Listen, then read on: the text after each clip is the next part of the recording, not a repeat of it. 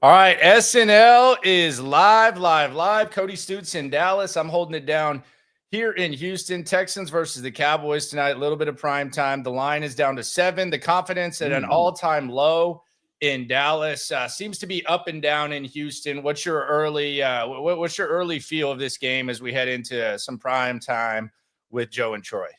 That moving line, it just feels like, do people think the Cowboys are going to keep this one close? And I mean, I can't figure out what this line is. It feels like it should have been moving the other way, but hey, that's fine. If you haven't got into it yet, you can certainly get into it. This feels to me, Landry, like a defining moment for what this Texans team is going to be able to accomplish as far as creating belief that they can get this thing turned around. Because if you can't get the offense going in this spot, I don't know who's going to ever believe that you're going to get the offense going again for the rest of the 2024 season. Like if this is the spot where you should have the offense at least for a good portion of this game showcasing what they can do. This is a spot where you should be able to move the football through the air and on the ground and showcase some of that early season success that they had on offense. And if you can't do it against this team, why would anybody have any belief that they're going to be able to do it in the 2024 season? Yeah, that's fair. The Cowboys lines are always interesting because there's always attacks on them because the Cowboys generate a lot of activity. It's a very popular betting team. Sometimes they make it higher for the Cowboys than they normally would. Like the line is a little bit more because they know they're going to get the action no matter what. So that is interesting that the line is there. I don't know what to make of this one. I can't really grasp it. I do find it interesting that with Nico Collins coming back, it's gone down to 7 from 8. So do with that what you will. But I do think that something that happened this weekend, and typically we're kind of reacting to what happened this weekend, and we're reacting to a game on Reaction Monday, and we're localizing everything as we always do. I do think that there's a little bit more pressure with the Indianapolis Colts winning the game, and you have to win to hold serve, especially with knowing what we have with the Texans on the back end of this schedule, and knowing that the Colts are about to face the Detroit Lions. So you think if you can win this game and then beat the Titans, you can have a 3+ game lead on the Colts. But I do think there's a little bit more pressure on the Colts, and that this is the first time in the 2 weeks that we've been talking about this terrible Texan stretch that the Colts have not lost to shown life. There's no consequence. Yeah, there's been no consequence division-wise and playoff-wise outside of the upper standings for losses. So the Colts showed some life. So I do think that kind of increases the pressure a little bit for the Texans tonight against the Cowboys. And hey, if you want to, foolishly believe that the Texans have enough to catch the Bills from a record standpoint, and you've got the tiebreaker over the Bills, so you could be ahead of them in the AFC playoff standings, be my guest. That's not really where the Texans are right now, so I don't know that you should be thinking that. But, look, you've got the goal right now for this Texans team, and you've talked about it for weeks, and it's probably part of the reason that Nico Collins wasn't back last week, is, hey, keep the rest of the AFC South at arm's length, win the division, and make sure that you are rolling come end of season and playoff time. And you've got the opportunity to do that. You got 2 really great tests in those final 3 weeks to really see where you are heading into the playoffs, know what you need to do as the Texans with that, obviously that Chiefs and that Ravens game right before the finish against Tennessee. So I think this is where you kind of start to see, okay, Nico's back, get the offense going. I don't know that the Colts or the AFC South's ever going to put any more pressure on you just because of where their schedule is and where your schedule is.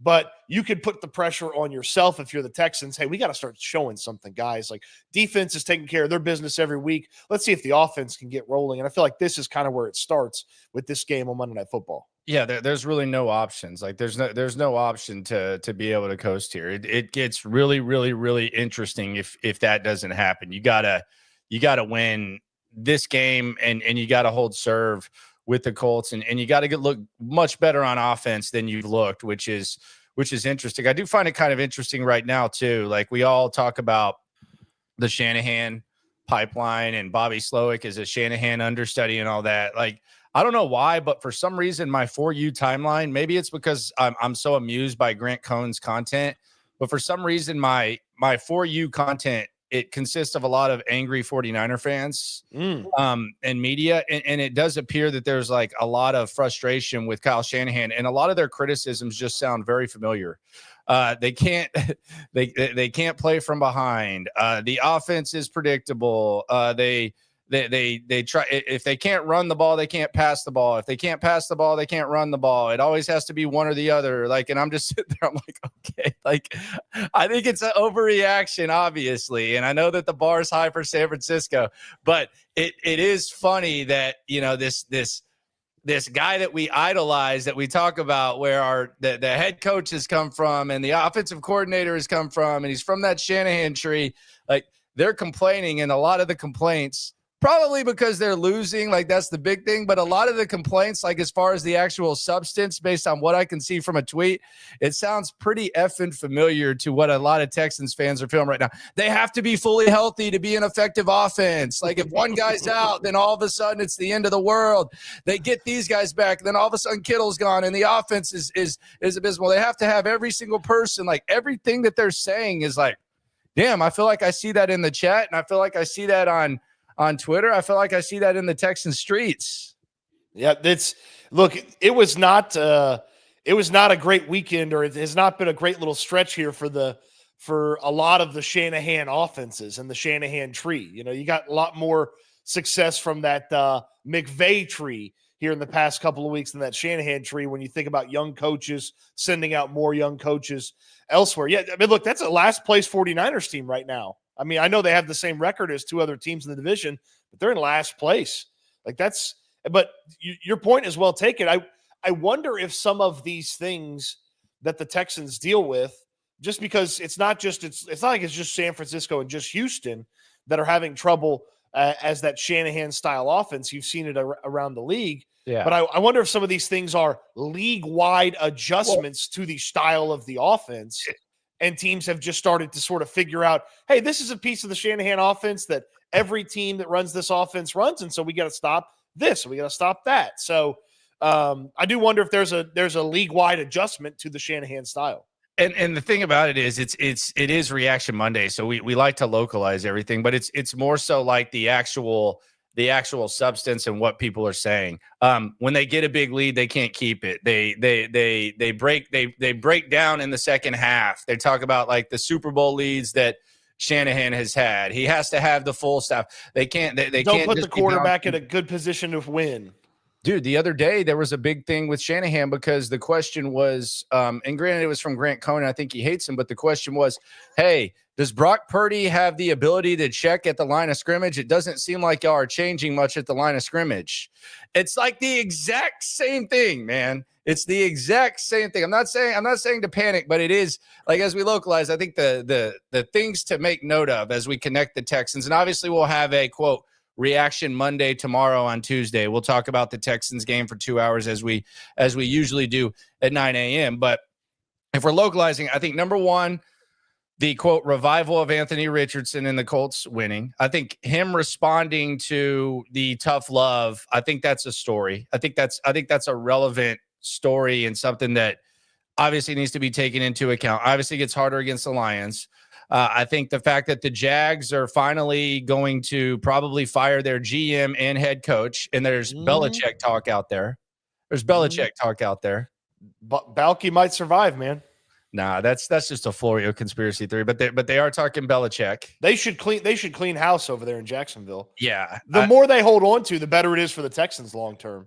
Correct. But yeah, that's the other one. And then the Shanahan criticism, which just sounds very familiar. Would be the third localized thing. I don't even like, I know some people are still looking at the Buffaloes and the Kansas Cities and the Pittsburghs. I'm not there yet. I think you gotta get to the bye week with a few more wins and then see what those other teams do. And Pittsburgh's schedule is about to get a lot tougher, but I'm not there yet where I'm looking up at the standings. I need to see the Texans stock up some wins and just control what they can control in the division before I start looking at Buffalo. Even though they beat Buffalo, I just much like Kansas City probably isn't sweating that they lost to Buffalo yesterday. It meant more for the Bills than it did the Chiefs. I don't think Buffalo is like losing sleep about the possibility of playing the Texans in the playoffs, if that makes sense. No, they're not. Yeah, I mean, look, you got a lot of work to do before you even think about playing a Buffalo in the divisional round, because that wild card matchup is going to be very difficult. There's going to be a multitude of interesting teams that end up in that 5 spot if the Texans end up in that 4 spot. The Chargers are there now, but the Ravens obviously are a team that could end up there. If the Ravens catch the Steelers, then the Steelers could end up there. And the way the Texans are playing right now, obviously they've got 7 games to change it. But the way they're playing right now, I would not want to see the Chargers or the Ravens or the Steelers come to NRG Stadium for wild card weekend on Saturday afternoon. No, I mean, TJ Watt's playing like JJ. I mean, and I know that's kind of simplistic, but by that I mean like different styles. But it's a guy that his mere presence keeps you in a football game. Sometimes it just feels like that. Yeah. Like it doesn't. They kind of have that. And in fairness, I think the Texans defense is elite when healthy too. I don't even think we've seen. I think this defense has been the strength of the team, and I don't even think we've seen close to what they're capable of. So there is that. But yeah, I'm not even looking up there right now. Let's talk about CJ. It is SNL Reaction Monday. Landry Locker, Cody Stoots with you. Live post-game show today at 10:30. Reaction Monday tomorrow, the simulcast at 9 o'clock. So be sure to join us. Be sure to ride along. H football as well. I'll have the grades tomorrow as well. HOU football. HOU football. You know what I mean. But yeah, HOU football. Hugh football. Hugh. Stroud says he's not a game manager, He's a game changer. What do we make of that? Are we going to see a different game plan or what? So I think back to the Panthers game last year, and they didn't throw the ball well, and they probably didn't throw the ball enough.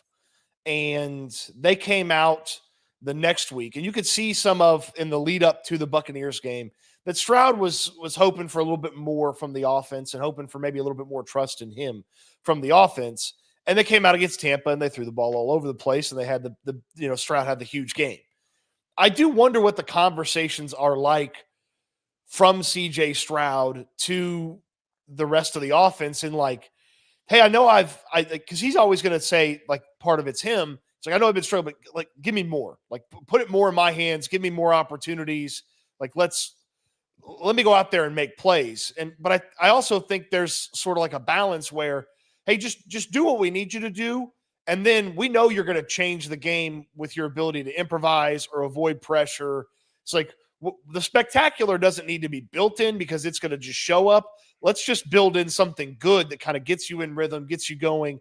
And we've talked about confidence for a few weeks now. We go back to the Jets game where he misses the Mechie throw. Obviously, the game last week against Detroit with the interceptions in the second half, like something to get CJ's confidence up from kickoff would be great by this offense. And because if he's playing confident, Nico Collins back out there, I could see where he has a really big game, and you see game changer, not game manager. So I do wonder maybe what he's asking for and what he's hoping for from this offense from just like a game plan, built standpoint. Here's the thing for me, and I don't know what what is of it, but the bottom line is this: when it comes to the CJ Stroud thing, and we could see this, we talked about it against the Packers. It was evident he was pissed off. He threw his helmet in the first quarter. I think they were winning by 3 when he threw his helmet. And ever since then, he just hadn't seemed like himself. Then he comes out and says he had to have fun. And then he acknowledges that his confidence, it's all he on one hand, he says it's always going to be high, but on the other hand, he says he really needed the uplifting that Dalton Schultz provided him with, which there's nothing wrong with that. Like, it's good to hear stuff. But I think the biggest thing for me with all that, with these quotes, because some people will look at it and say, "Well, he's calling out Bobby Slowick," or But to me, this is the most impressive accomplishment by this offensive line is they have been so bad that they impacted in a negative way the confidence of a guy who is one of the most confident people that I've ever covered and that I've ever watched play football. I think that is the real that is the real story here, is that this offensive line is so bad. And keep in mind, this is the same guy that last year in the second game of his NFL career said that he appreciated the effort from his offensive line when I think Austin Deculus started a game or whatever happened with the Colts where he got sacked 7 times and hit who knows how many. And he talked about his confidence in his offensive line and his spirit was up. This offensive line has been so bad that they crushed the spirit of one of the most spiritual, positive, confident guys that there has been. Now, he might have snapped out of it quickly, but even doing that for a brief moment, it is another symbol. It is another representation of how awful this offensive line has been and is. And I think that's the real story about this game changer, game manager, because I thought it was a confidence quote. So, it's interesting because I do have high praise for the between the ears for CJ Stroud. Part of that is he doesn't let success linger and he doesn't let failure linger. And so as he was, as he did have the confidence shaken, I don't feel like he was unconfident this week. Like, I felt like he spoke, pretty excitedly about the opportunity and it almost felt like I'm not a game manager, I can be a game changer was sort of a reminder to him as well. Fact. It was a reminder to him as well. So I think one of the best things about Stroud is the short memory. The losses don't sting as long, and the wins don't, cloud his desire to make it as good the next time. And so this is a great opportunity to showcase that. Really good half of football last week, not so good second half. Like, okay, can you come out here, start fast, do some of that game changer stuff early on? I mean, because look, we watched a lot of really good football this weekend, and like guys that awesome Sunday. This lived up to all the hype that we were hearing about. Guys that can that have hovered under the radar or have sort of built on a few weeks and then sort of ripped the Band-Aid off and really took off. I think about Herbert last night, how fantastic that first half was for him. Like Stroud, like he's spent time around those guys and like where you think he is. Like, okay, let's see it. Let's see it against this opponent. And some of these guys did it against big time opponents. It's a big time brand, but it's not a big time opponent for this Monday night matchup. Well, DeMario Overshone said, and I like DeMario Overshone a lot. I actually was hoping that maybe D'Amico would get his hands on him. DeMario Overshone said that the Cowboys still run football in the state of Texas. That was a quote from DeMario Overshone. It's the Cowboys versus Texans element doesn't always reach the players. But I do hope someone asks Joe Mixon about this if the Texans win, because I feel like Mixon, the way he talked about it the other day, he was kind of like, oh yeah, no, I guess it is in state. Like, I guess I just got here. So it doesn't quite mean that much to me. Does it hit for you? I mean, does it hit? No, I mean, not really. I mean, I know there are some people that said, after the struggles here for the past few weeks, I will just beat the Cowboys and everything will be okay. Like, I know there's some people that operate that way. I remember back when was a couple of years ago when it's like, yeah, I don't care about the draft pick, beat the Cowboys from a couple of years ago. I do feel like you have higher expectations for this season than worrying about one Cowboys game. Like, yeah. I feel like the hopes for the season are different. Like when you stunk a couple of years ago with Davis Mills, like, yeah, a win against the Cowboys would feel good. That kind of make you feel like it's not a totally, crappy season, even though it was a really crappy season. First game ever in franchise history. Yeah, you went like this. Like, yeah, I'm worried about the AFC elites. If I'm the Texans and Texans fans, I'm not really worried about the Cowboys that much. Well, I do think that a win by the Texans, asking some players about this quote, could elicit some good responses. It feels like Mixon would be one of those guys that he's only been here for 11 games, and he'd be like, yeah, who runs Texas now? I do think that could happen. I feel like he's also pretty aware, though. Maybe. And look, Yeah, some of these guys are, they're Houstonians for football season, then they're not Houstonians, so there's a lot of hate for the Cows, man. I mean, there's a lot of passion on this end. On the other end, I'll tell you, they don't care. It's way more fun. It's way more fun when the Cowboys are good. Yeah, obviously they don't care though. I mean, they like to be snooty about it, but it's not one of the games that they mark on their calendar. Have you felt like they've ever cared about the Texans? No, I mean they like to downplay it. Now I will say it's kind of weird that they, put their chin up to anyone with the success they've had, but there's not a lot of care. It's Eagles, it's Washington, it's Giants, Packers, Steelers, like 49ers. Sure. They just have a lot of history. And the Texans, I would say it's Titans, Colts, and it is Cowboys. Like it is there. I'm just saying from their point of view, they don't count. But if you ask fans, there's a lot of Cowboys hate here for sure. And there's apparently a Governor's Cup that I knew nothing about. There's a Governor's Cup? This was brought to my attention by John Machada and Saad Youssef of The Athletic. They covered the team out there. Shout out to Kevin Turner as well. I guess there is a Governor's Cup in this matchup, which is kind of like the football version of the Silver Boot. I knew nothing about this until last Monday when I was on the Athletic Cowboys podcast. But there is some sort of trophy. I have no idea where it is. I have no idea what it's doing, but it does exist. Oh my God. It does exist. It does. Haven't seen it. Do we know? I'm looking. Wikipedia didn't even have a picture of it. Yeah, I never heard it. I just heard about it. The Texas Governor's Cup, also known as Cowboys-Texans rivalry, Battle of Texas, and formerly the Cowboys-Oilers rivalry, is the trophy awarded to the winner of the game between the two NFL teams. Yep. Yeah. Are they going to put that in the lobby or like in Bud Light Plaza for the fans if they win? I think hey, the Titans are coming to town.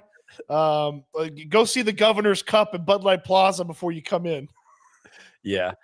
She's I must pay. Annalene says the Packers beat their ass. That's the only reason they got a lot of history. I mean, they got a lot of history. They were the big hurdle for Favre, and even before that, they had some matchups. But yeah, that's the way that hits the Cowboys Texans tonight. Monday Night Football always hits for me. I like this because up 45. I keep a pretty good pulse of what's going on there, so I do like it. I will say it's just.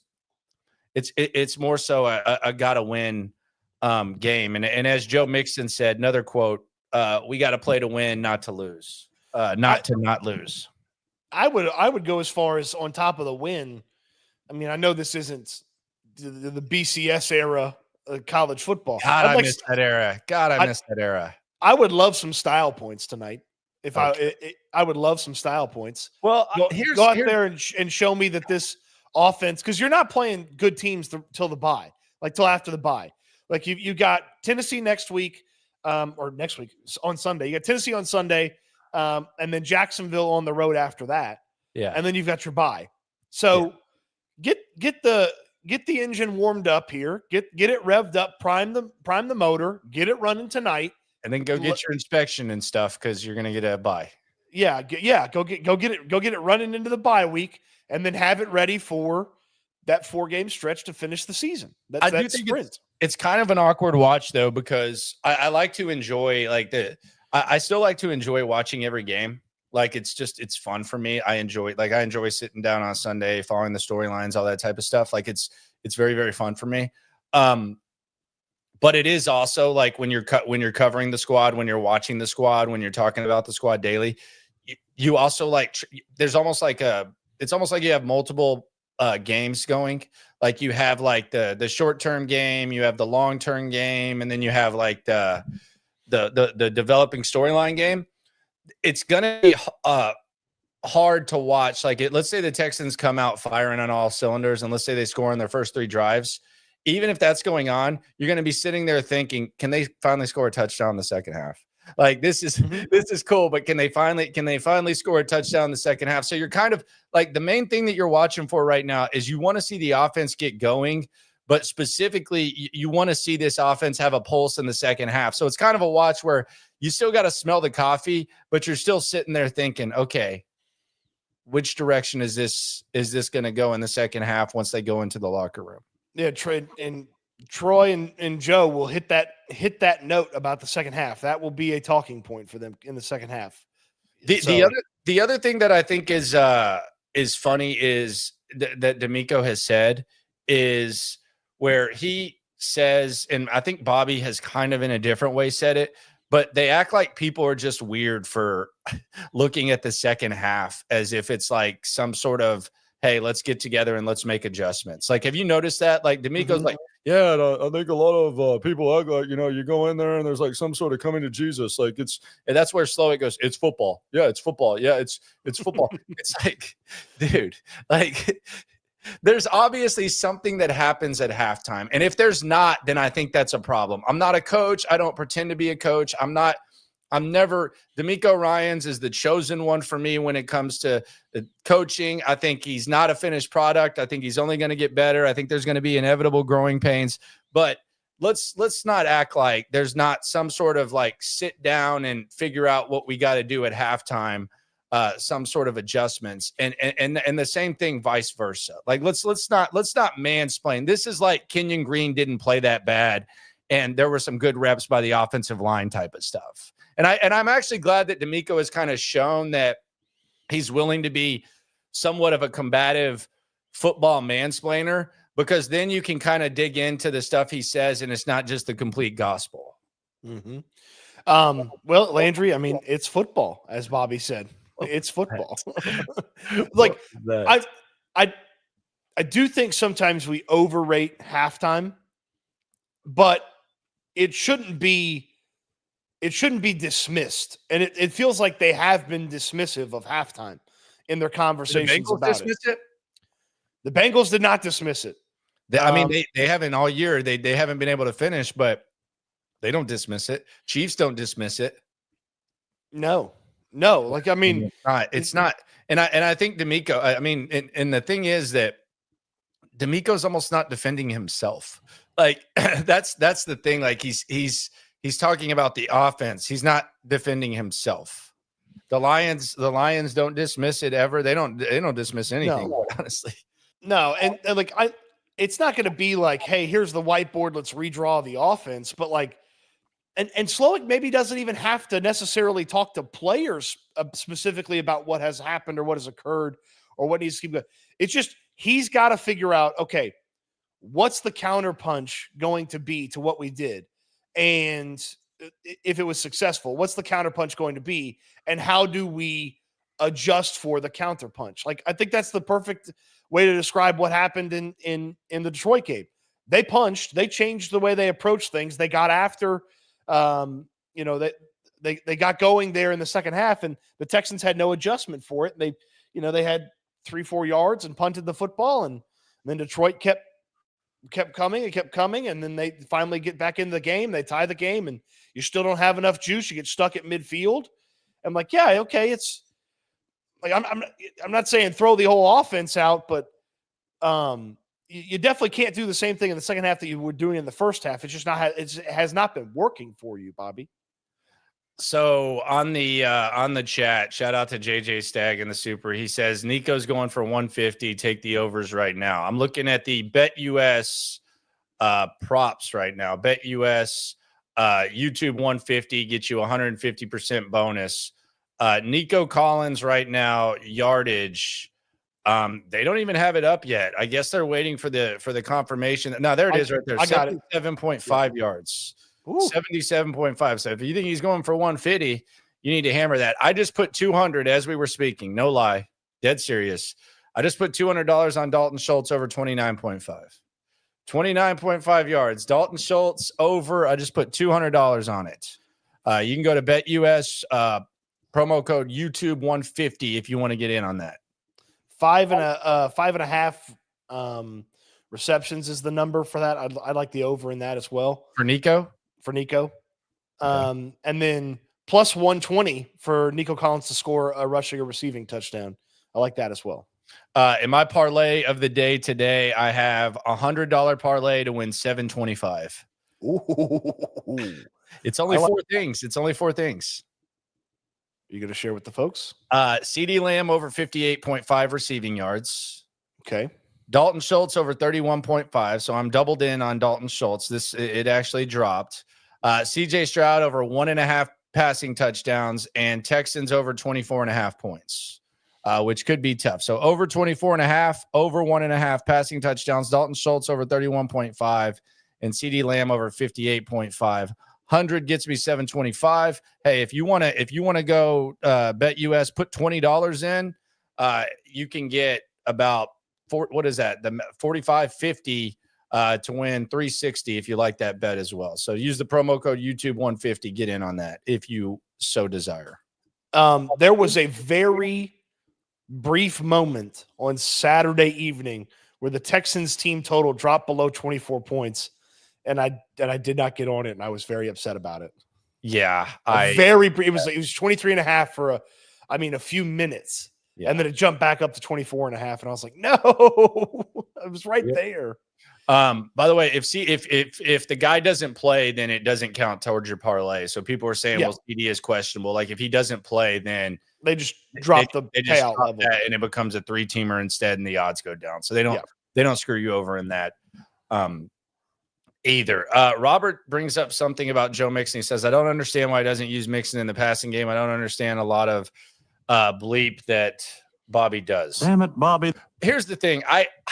The screen game and like I don't like even Cincinnati. Like I'm watching other teams that do versions of this offense. It's just so I know personnel is a thing, but it does seem like they at least try to make it easy on Joe Burrow. A lot of times Joe had to play a hero ball yesterday and did a good job, but there was at least like some resemblance of, hey, you can dump it off here. Hey, here's a quick pass or something like that. That is not happening now.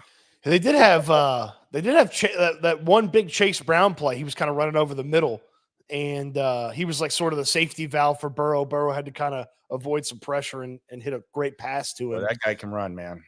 Boy, that's a nice day 3 pick right there. It's wild what happens when you invest in the running back position.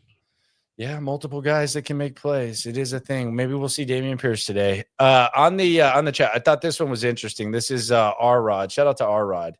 He says, I tried to tell y'all about the O-line. Tell who? Rogelio, who are you telling about the O-line? Yeah, who are you telling, my friend? Who are you telling? I never believed in this O-line for 1 second, but yeah.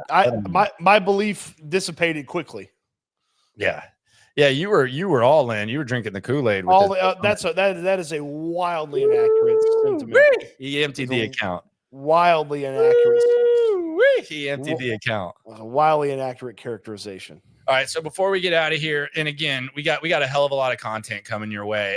Tomorrow we'll be live at 9. We'll do the simulcast of the post game. So reaction Monday, Tuesday, whatever you want to call it. And then tonight, post-game show, we were 1,200 deep last time. I expect this to be a good one. Maybe a little bit different vibe than Detroit. But I want to touch on the 2 stories that we started here as we kind of localize and combine some of the stories of the week. Is Anthony Richardson revival? Does that kind of make you feel any type of way when it comes to the Indianapolis Colts? No, not at all. Because they got to play the Texans. They got to be 1 game better than the Texans because the Texans have won the season series already, and I don't believe they have that in them. Well, do they have to? Like, because the reality is they could get in the playoffs. They're 1 game back at Denver, and I mean like this. So let's say that you're facing the Colts for a 3rd time. Does that make you nervous? It's a 3rd time. No? Okay. No. So you don't see a little like 2018 Andrew Luck type of thing. I will say this. I do think if you're a Colts fan, I think the way in which and the manner in which he responded to adversity and tough love, I do think that is good if you're a Colts fan. I think you should feel, I don't want to say encouraged, but you should feel pretty decent about that. Yeah. Anytime your struggling franchise quarterback gets back in the game and plays well, then you got to feel good. And he had some tight window throws, which that's one of the most critical things about, or that's one of the things I'm most critical about with Anthony Richardson is stuff has to go right for him. And sometimes he makes that hard stuff look easy. And he hit some really nice throws that he hadn't been hitting prior to his benching. Finally figured out how to use Adonai Mitchell, which is great for that offense. He got moving. Scary. He's nice. What was his yardage over under yesterday? There was no belief. I bet on it. It was 11.5. Yeah, there was no belief that he was going to 11.5 yards. And I actually texted my boy and said, "Hey, what's up with Adonai?" In Indianapolis? Yeah, I was just like, dude, is he playing? Or like, is it? I know Pittman's back. Like, what's up? He's like, yeah, I think he's earned more reps. I said, okay, 11.5, boom, hit first quarter. Yeah. Like the second time he touched the ball. Look, they don't worry me. I don't believe they're going to make the playoffs either. Their schedule, their schedule gets very difficult. It does. Lions, Patriots stink, but then Broncos, and then they finish with. Well, they got Broncos head to head, which is big. True, that'll be big for them. They're right there. They're a game. They're actually a game out of the final spot. Like the NFC, it's amazing how much different the NFC and the AFC is, because the NFC right now, the 7 seed is 7-4, and that's the Washington Commanders. Like they are 7-4, and they're the 7. The Broncos are 6-5, and the Colts are 5-6. So 5-6, you're a game out. Man, I wish that because we just talked about, I wish that Falcons defense was showing up on the Texans schedule at some point, because Bo Nix looked like John Elway against them. Golly.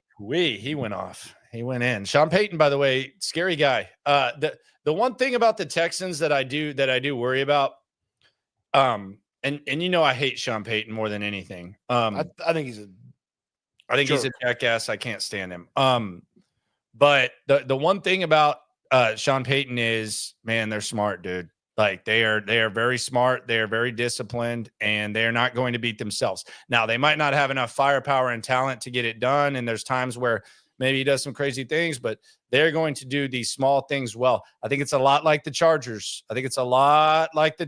Where, you can kind of, if you're a Texans fan, if you choose, I would say it's dangerous. Like you can look up at Buffalo, Kansas City, Baltimore, and say those are the teams you're chasing. And then you can kind of scoff at the Pittsburghs, and I'm not saying you are, but the Chargers and the Broncos. Those three teams have one thing in common. They are tough as hell, and they are very well coached. Okay, of the 7 teams that are currently in the playoffs for the AFC, are the Texans the least well coached team? Are we? Yeah, factoring in offense and stuff. Yeah, I would say offensively they have a lot of problems. Obviously, defensively, I'll put D'Amico against anybody you want to throw at me. But yes, as far as like offensively, yes, I would 100% say that. And also, like, the other thing is this, and this is the reality of D'Amico Ryans. He's been coaching a lot less time than those coaches. Sean Payton, Super Bowl winning coach.